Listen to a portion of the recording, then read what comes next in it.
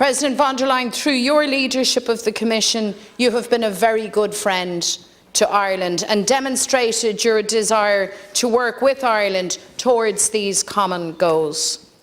This year, Europe has shown the power of its unity and its solidarity in standing squarely with the people of Ukraine.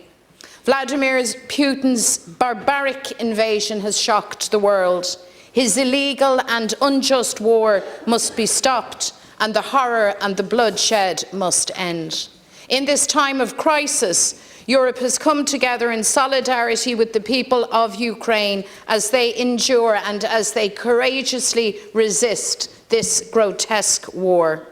This solidarity has sent a powerful message to Putin that Ukraine is not alone and that Europe and Ireland will stand up for what is right.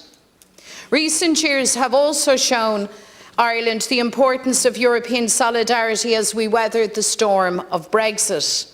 There was never any such thing as a good Brexit for Ireland. The people of the north of Ireland voted to remain within the European Union, but were dragged out against their will by Britain, spearheaded by the Tories at the DUP's urging. And throughout years of fractious negotiations, the European Union has stood steadfast with Ireland and our determination to protect our peace process and the Good Friday Agreement, a peace agreement which will be 25 years old next year and which has transformed our island and shown that conflict can end and peace can triumph. Prior to the Good Friday Agreement, British Army checkpoints marked the border. British military installations built and reinforced from the 1970s onwards were symbols of division and conflict. And the invisible border on the island of Ireland has now become our greatest symbol of peace. So there can never be a return to the hard border in Ireland, and I welcome your forceful assertion of that reality here today, President. It's important to acknowledge today that the Good Friday Agreement is a mighty diplomatic success, not just for Ireland, but for the European Union as well. And for that, we commend you and we thank you. The European Union has been a critical partner for peace, providing political and financial support, leading to greater economic and social progress on an all-island basis. And I think it is important to particularly acknowledge and thank Michel Barnier, Maros Šefčovič and their teams for their determination and tenacity in holding firm in defence of the Good Friday Agreement, the protocol defending peace and progress in Ireland, and the EU's solidarity will remain essential to us as we continue to address the fallout of Brexit. Currently, the institutions in the north of our country lie dormant as the DUP continue their shameful boycott.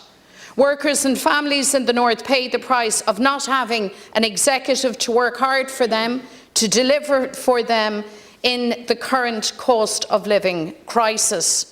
And it bears repeating that the protocol is working. It's necessary to protect the north from the damages inflicted on Brexit. It is supported, as you know, by the majority of democratically elected representatives in the north and indeed across the island. And while issues of the implementation of the protocol exist, they can be resolved by good faith engagement.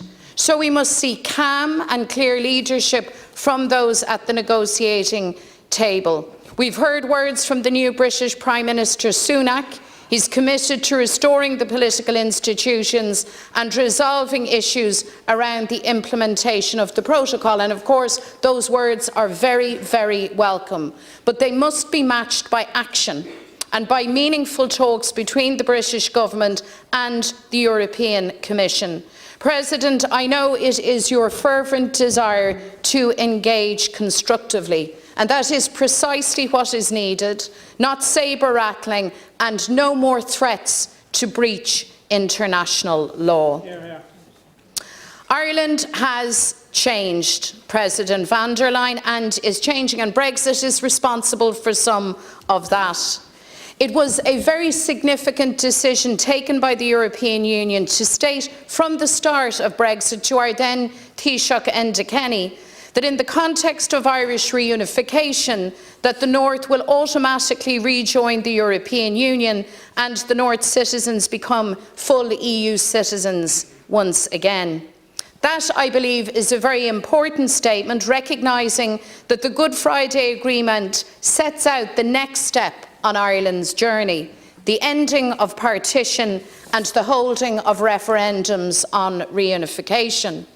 And now the responsible thing for all of us to do is to prepare for democratic, orderly and planned constitutional change. President, you have acknowledged our great love of Saoirse, of freedom, our refusal to give up, our refusal to concede, our refusal to surrender to division or discrimination, and we have come a very long way, but we have another length of the journey to go. And just as the Commission played a key role in the peace process, I believe that the European Union can and will play a positive role in the last length of that journey to Irish reunification, a united Ireland within the European Union. Tá tarú seo tarlú tar éis chuige bliain de bhallraíocht an tíorsa Aontas Eorpach. Is é an rud is tábhachtaí sa córá seo ná gur caitheamid éisteach le muintir na Eorpa. Tá dúil acu sa comhanas agus sa phróiseas. Cathair táhachaí a thógáil ina méid oibrithe teaghlaí agus pobal cosanta os cionn lasana díolsithe nó iad siúd a bhfuil cuacht acu. We want to see the bridging of the democratic deficit at a European level. We want to see advances on workers' rights, environmental protection, social justice, sustainable trade, ethical trade, research and development, all areas in which we can make progress. But they will challenge the European Union. They will challenge certain orthodoxies, and we must rise to that challenge. The climate emergency is an existential one.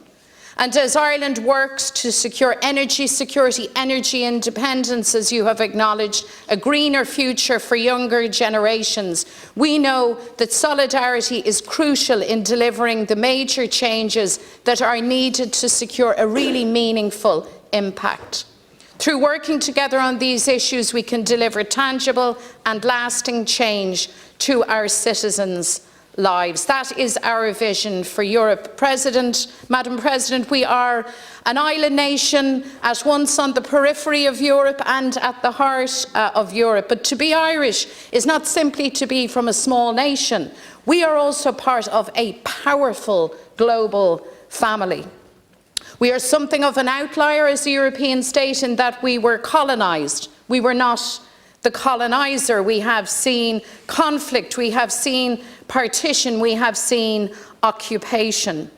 We are and we will remain a military neutral, a military non-aligned. And you quoted earlier on, Madam President, a very formidable Irish American. I want to go to the other side of the world and echo the words shared in this chamber 35 years ago by Australian Prime Minister Bob Hawke. And he described us well, I think, when he said this. He said, Ireland is the head of a huge empire in which Australia and the United States are the principal provinces. It is an empire acquired not by force of Irish arms, but by force of Irish character. An empire not of political coercion, but of spiritual affiliation, created by the thousands upon thousands of Irish men and women who chose to leave their shores or who were banished from them to help in the building of new societies over the years. In an increasingly complex world in which our multilateral institutions must work and must prevail, the presence of military neutrals and non-aligned can be a critical interlocutor in the work of peace, disarmament and social justice.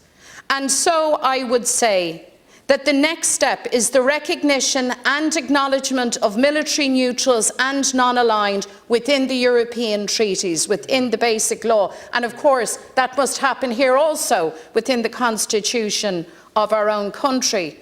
This would be a hugely positive step forward, and it would add to the diplomatic repertoire and scope of the European Union.